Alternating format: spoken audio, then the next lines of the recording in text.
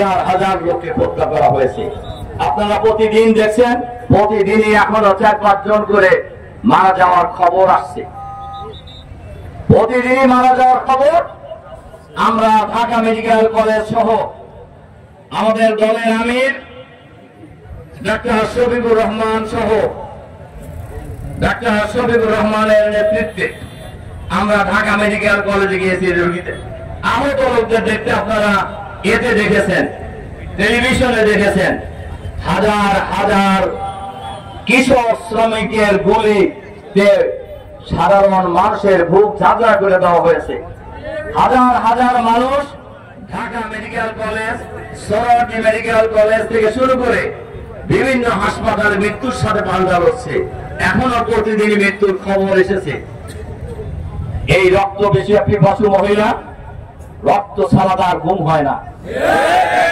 মানুষ খুন না করলে তার পেটের ভাত হজম হয় না।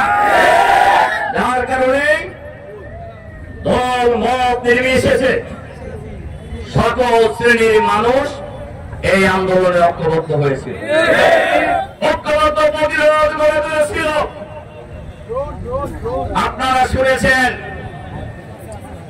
অনেকেই ঢাকায় যারা ছিলেন দেখেছেন, একজন পুলিশ কর্মকর্তার ছেলে এই আন্দোলনে অংশগ্রহণ করেছিলেন।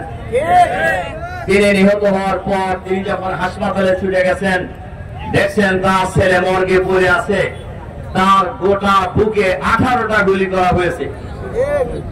তিনি তার ঊর্ধ্বতন কর্তৃপক্ষকে জিজ্ঞাসা করছেন, স্যার, একজন মানুষ মারতে কয়টা গুলি লাগে? তার মানে কত গুলি একজন মানুষকে খুন করার জন্য করা হয়েছে। আর এক কর্মকর্তা স্বরাষ্ট্রমন্ত্রীকে বলছেন, একটা গুলি করলে মরে একটা, আর বাকি গুলি তো রাস্তা ছাড়ে না, এটা সমস্যা। এর অর্থ আপনারা বুঝছেন?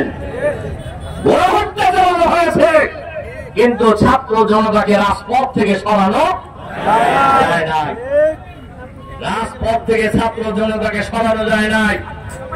যার কারণে গত 5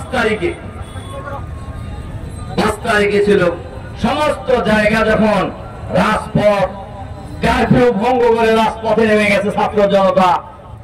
5 তারিখের কর্মসূচি ছিল গণভবন ঘেরাও। গণভবন মানে বোঝেন তো আপনারা? প্রধানমন্ত্রীর বাসভবন, যদিও উনি ওটা